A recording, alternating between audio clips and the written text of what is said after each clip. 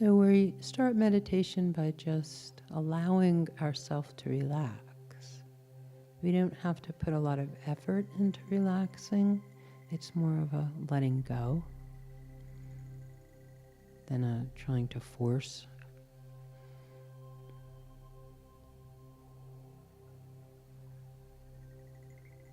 And if we allow ourselves to relax, we may feel emotion coming up.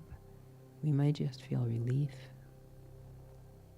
The mind may get busier.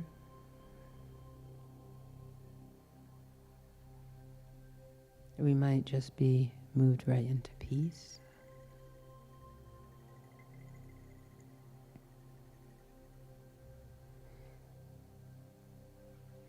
And in this meditation, we want to look at our mind.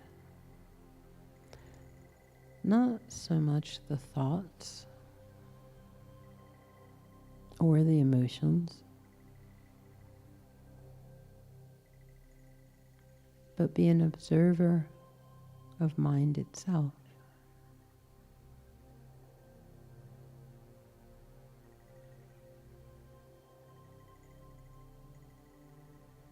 If we look at mind, we would see that it's empty.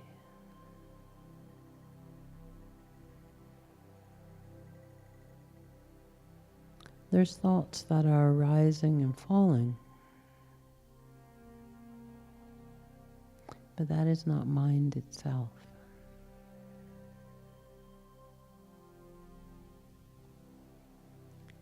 And we can continue to allow whatever is happening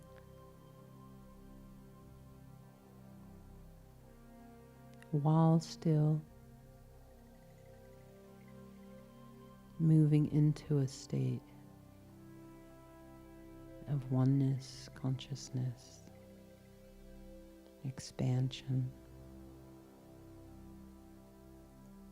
If we don't put our attention on the thoughts and start to create story and stress from them, the mind continues to quiet down, and the natural progression is to become more expansive. And this is a great relief.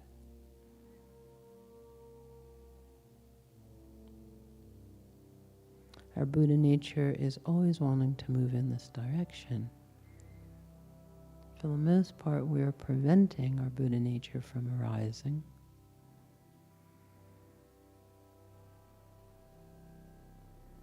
Because we're caught up in the activities that are driven by our mind.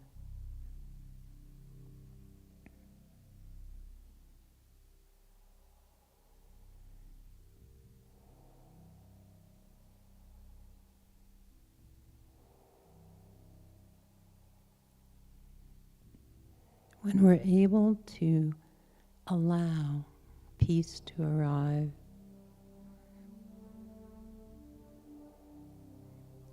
we can rest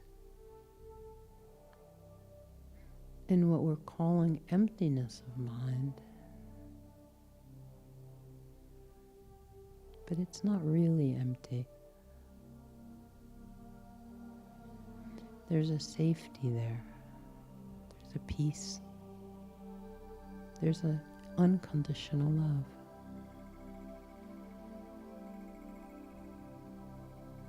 That can be called the fragrance of nature of mind.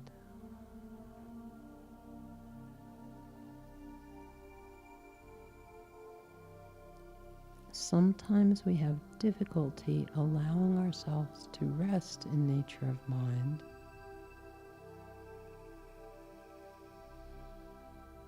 because we have difficulty in letting go of whatever we have been clinging on to.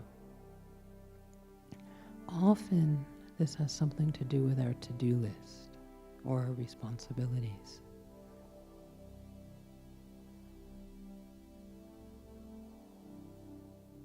Masters and teachers, enlightened beings, saints assure us that we can let things go. okay to allow our thoughts to fall away.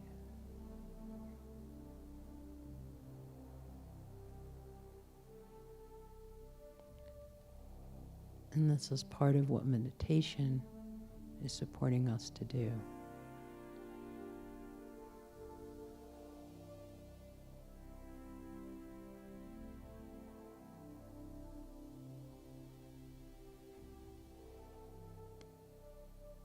If we really do let our thoughts go,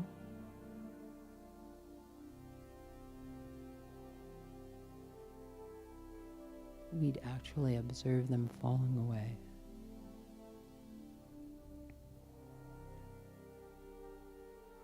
We can pick them up later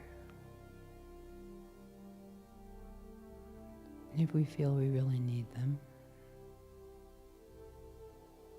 But as we awaken, we don't pick them up anymore.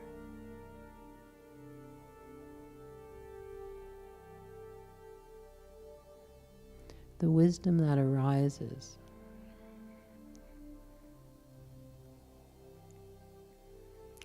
through the obscurations that have been cleared out of the way tells us what we need to know when we need to know it.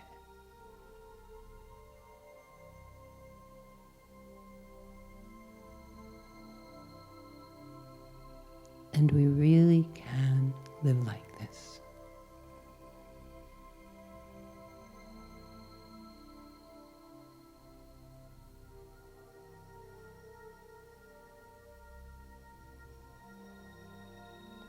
Our human body on this tiny planet is a fraction of who we really are.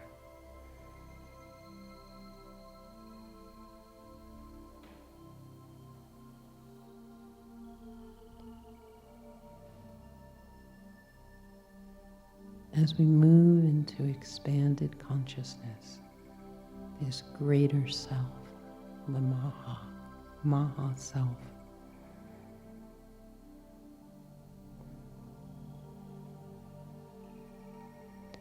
our worries and worldly concerns seem smaller and smaller and smaller. Everything is doable.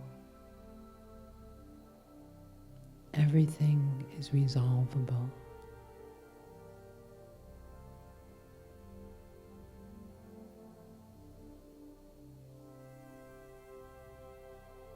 And the worrying that comes from the thoughts that come from fear is no longer happening. And we can experience that right now and continuously.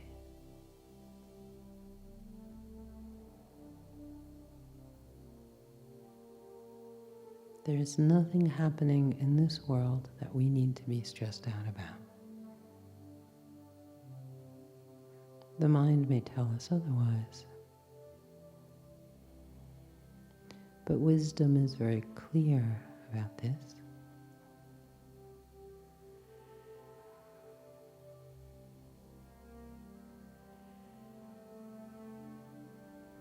And that is one reason we want to stabilize our ability to be in nature of mind.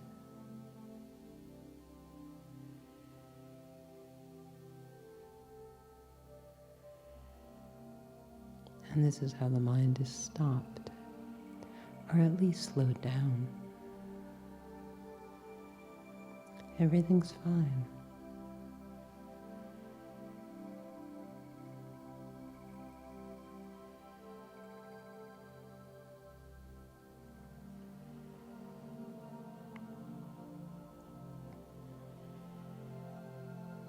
There's a greater self that we each are, that we're discovering and is being revealed to us.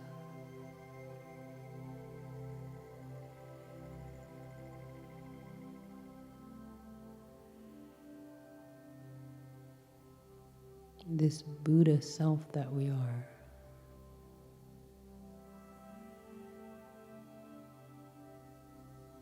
is rich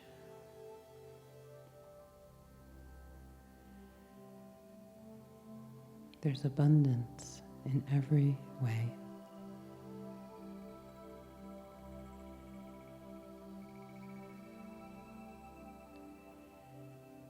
And the direct experience of our true inherent abundance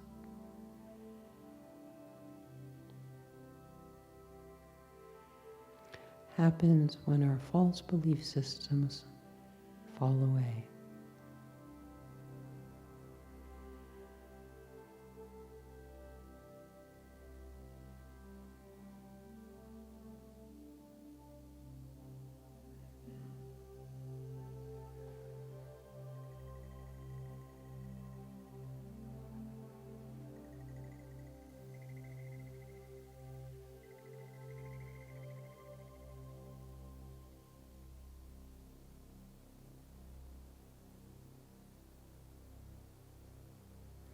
The direct experience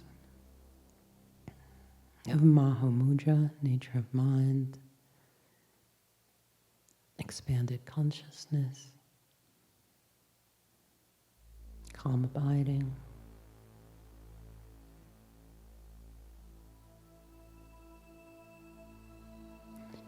is more multidimensional. So the mind may keep on spinning, but there's so much more that is felt.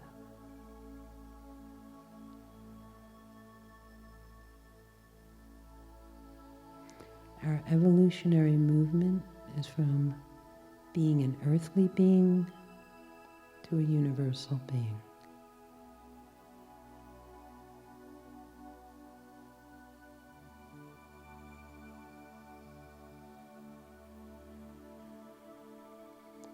So our human self is still at play, but it's not the only thing going on.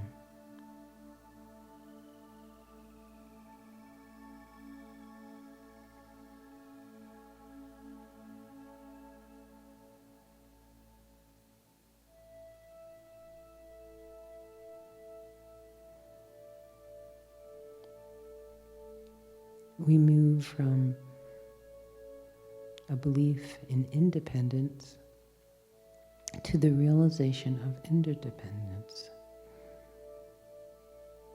And there is so much safety in interdependence. Amaji calls it being carried in the arms of Divine Mother.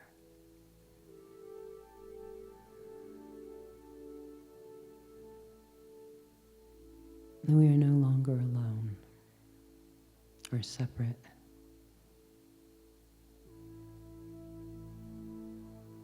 There's guidance in every step.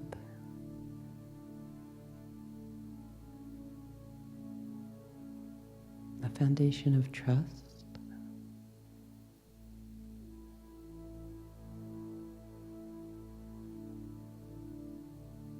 Encouragement. Support.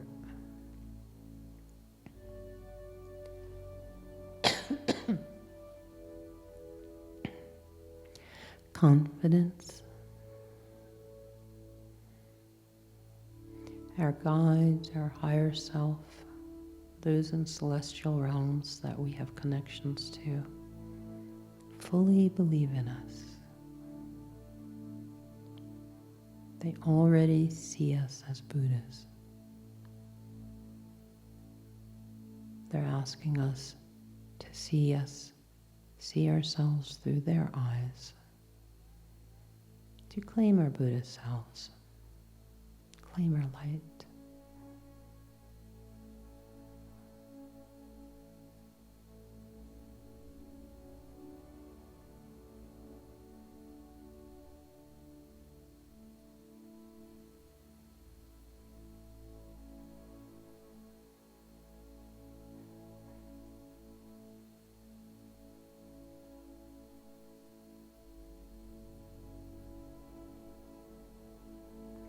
From an expanded view, our problems are realized as not problems at all.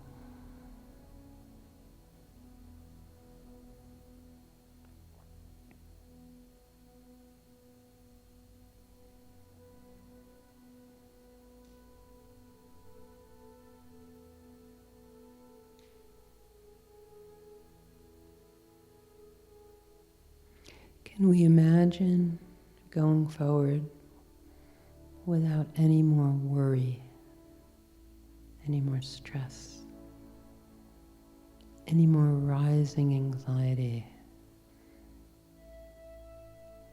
about anything?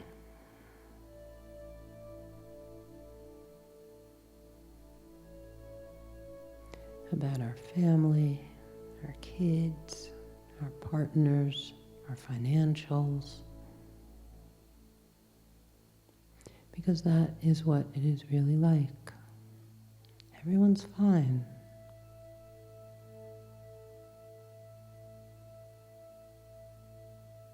There's nothing to control.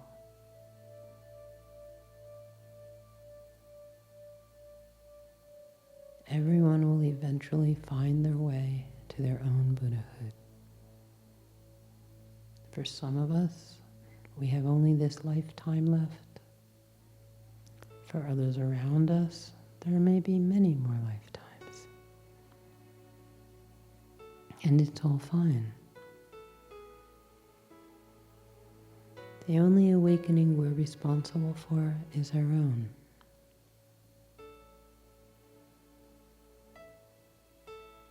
And we don't need anything from anyone for self-realization. We can stop shopping outside of ourselves for happiness.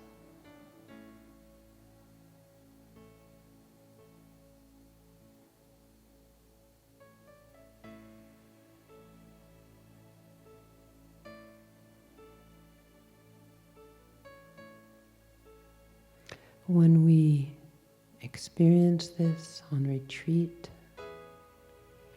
in our own private retreats, in our meditations, through spontaneous spiritual experience as a result of merit and serving others, when we're carried into these states of realization, there's nothing to worry about, and we are truly amazing, truly loved, conditioning falls away on its own.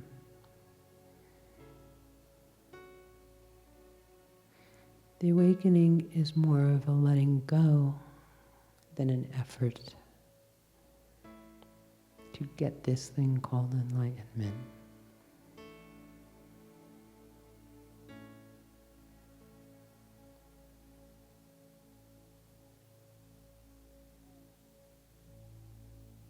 Our Buddha nature is just waiting for us to let go so it can arise.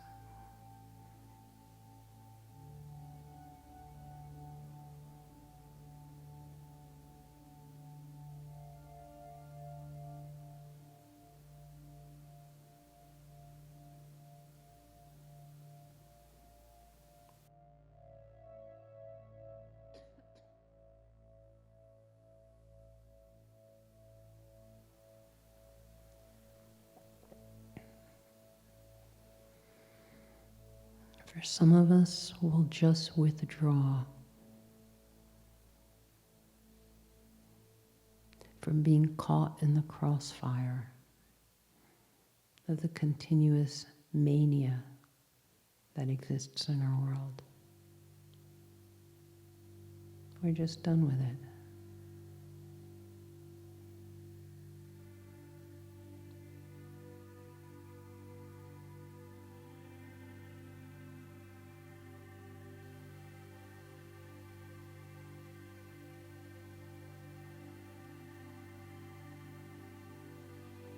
It's like leaving a carnival.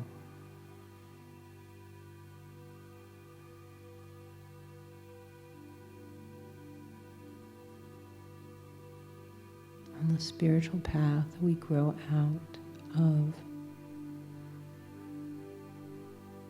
the display of toys and distractions. We can walk away in any moment, on any day,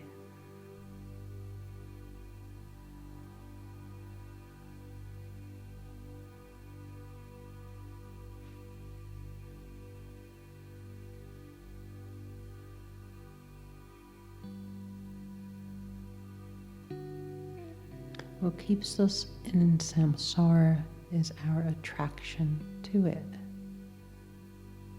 That's the only thing. If we want to be in samsara, that's our choice. We can do that. But we will eventually tire of it. If we're on the path, we probably have already started to tire of it. The game of it, the play of it.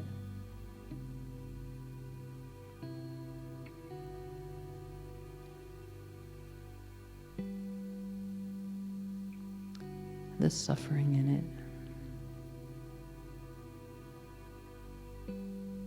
It promises pleasure, but the result is impermanence.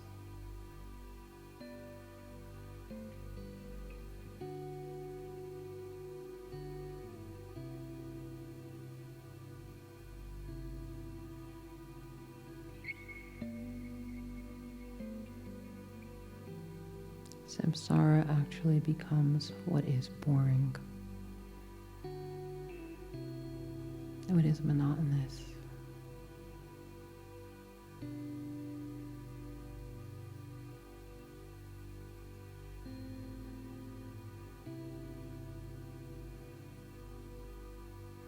For many of us, it's already lost its appeal, its luster.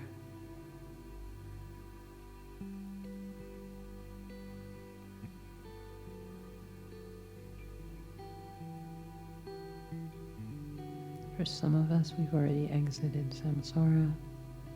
For others, we're in the process of it.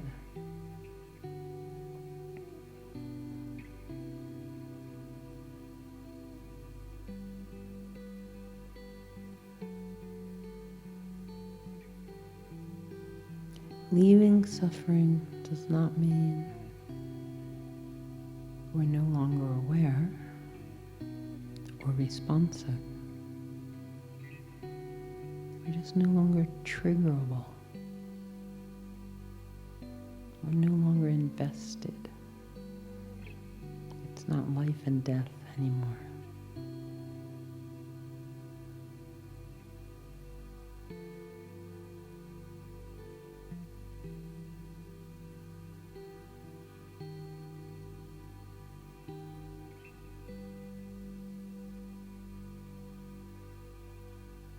Awareness itself is our new home, our familiar, ancient new home.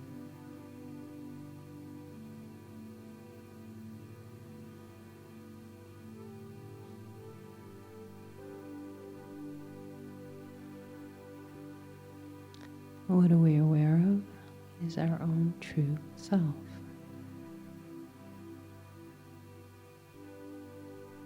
There's a real relationship. The relationships we look for outside of ourselves have always been inside.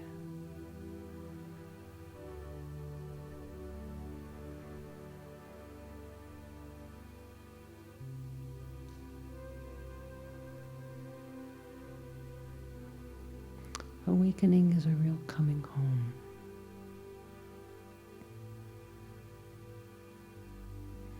It starts with our spiritual path, with our practices, with our meditation, mantra recitation, sadhana. It's all leading into calm abiding, the recognition of awareness,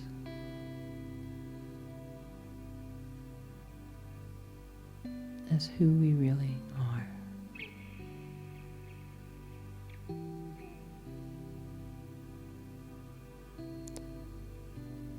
And from there, we move deeper and deeper and higher.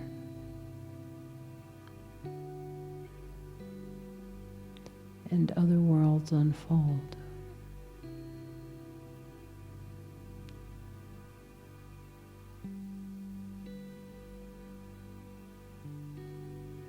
And we experience our mind stream and our existence as a continuum instead of just one human life. And this is very exciting. This is the real time and ability and opportunity to plan for the future.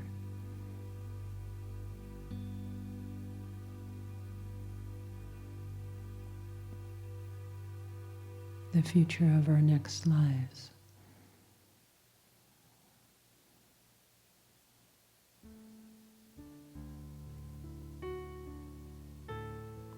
Of visiting celestial abodes. Evolving into Buddhas ourselves.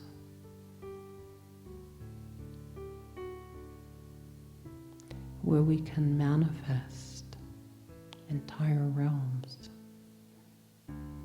just as this earth realm was manifested.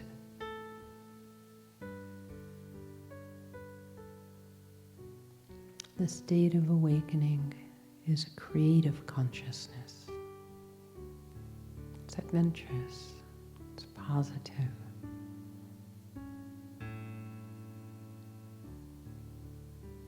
It's joyful. Not the temporary joy we find in samsara. It's not fleeting. It's a constant celebration.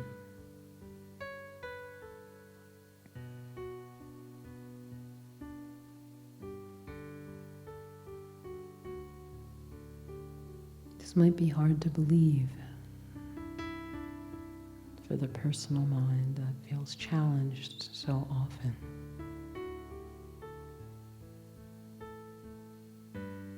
But this is what our spontaneous spiritual experiences, moments of emptiness, of devotion,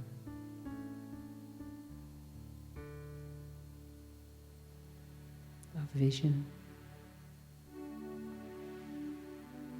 guarantee.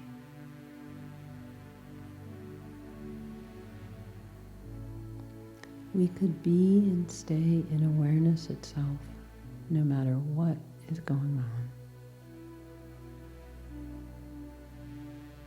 We could even get a little triggered and still stay in awareness.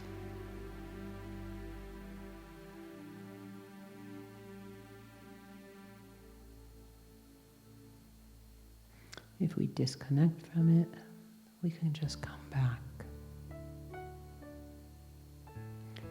We're there, we're here, right now.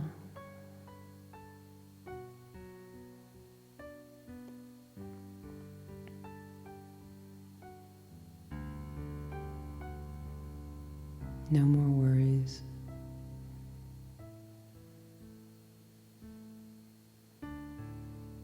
This may feel like a practice in the beginning, but because it's our natural state, eventually there is no effort needed to stay in awareness, calm abiding.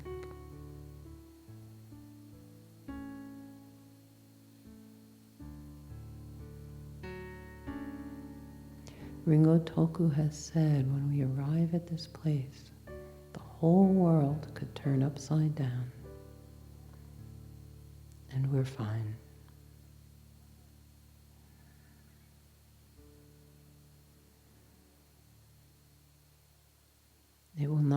Nothing will be able to move us out of our stability.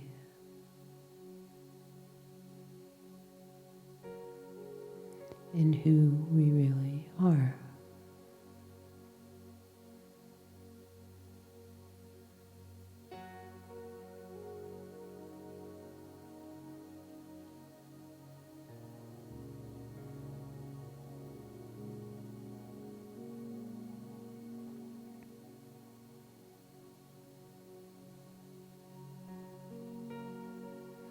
When we feel ourselves getting pulled back in to the spinning of the mind, what about this? What about that? this is going to happen, that's going to happen.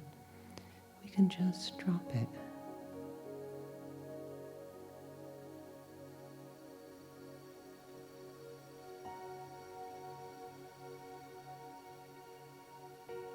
The mind has no real power.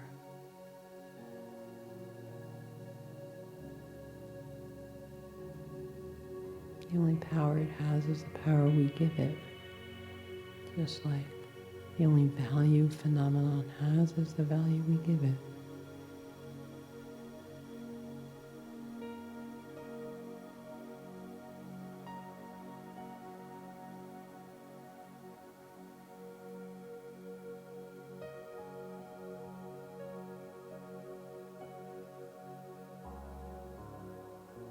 Buddha has said in the Heart Sutra, the parable of the burning house,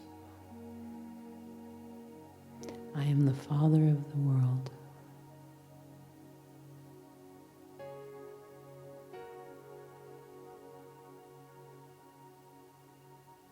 I call to my children who are so immersed in their toys, they often can't hear me.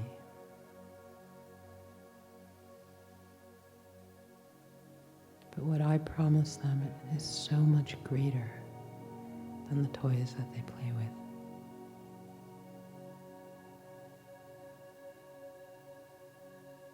What I can give them is enlightenment itself.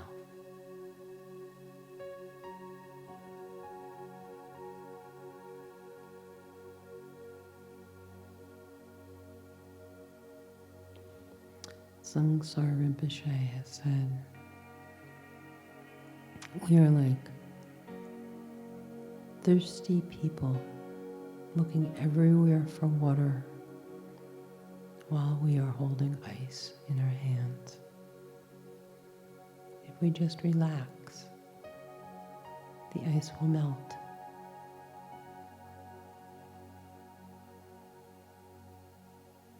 Then we will have what we've been looking for.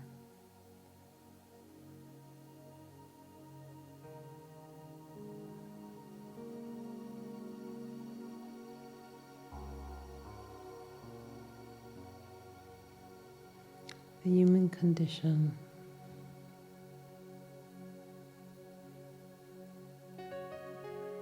is said to be hypnotized by samsara.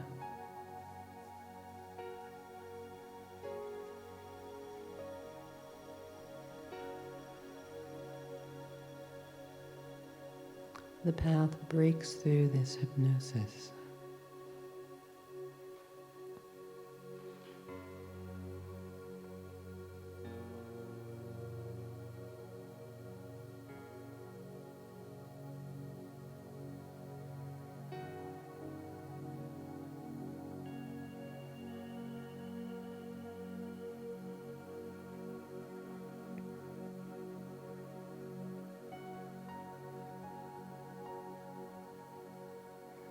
So there is really no reason not to let go of it all.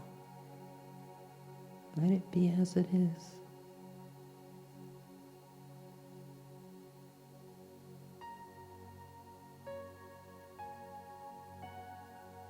It's only when we awaken that we can really help anyway.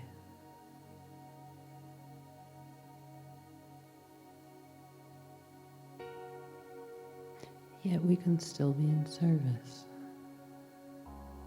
Not through trying to control,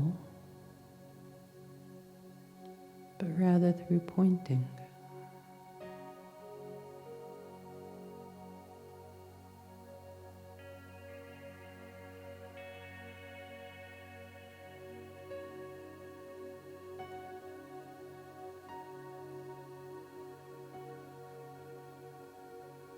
We learn as we awaken more and more how to support people and support ourselves to stay in awareness and nature of mind.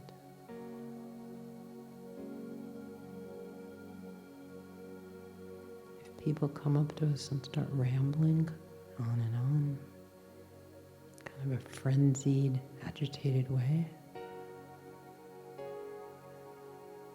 We don't meet them there.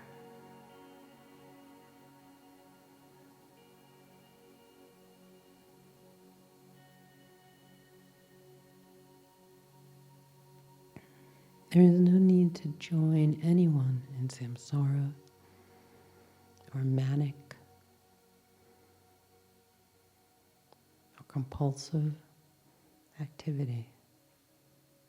We get to choose. Awakened beings have very clear and strong boundaries.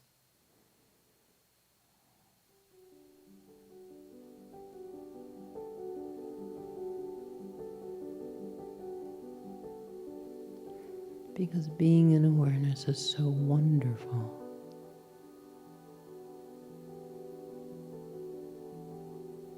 We as awakened beings can find no reason to leave that state.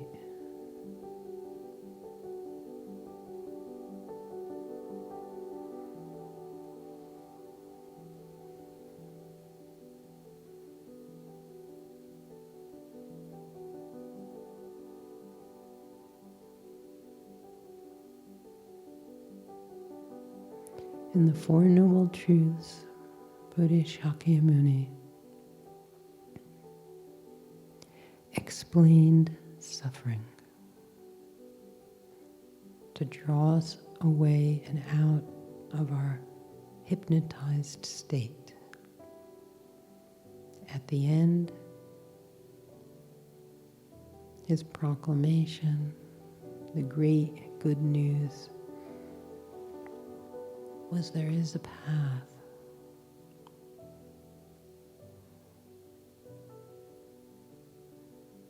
And it's actually very easy. In this moment, for all of us, we are touching into awareness itself.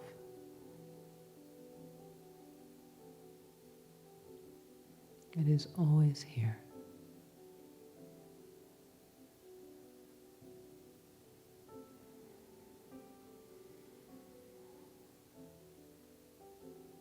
And this is just the beginning.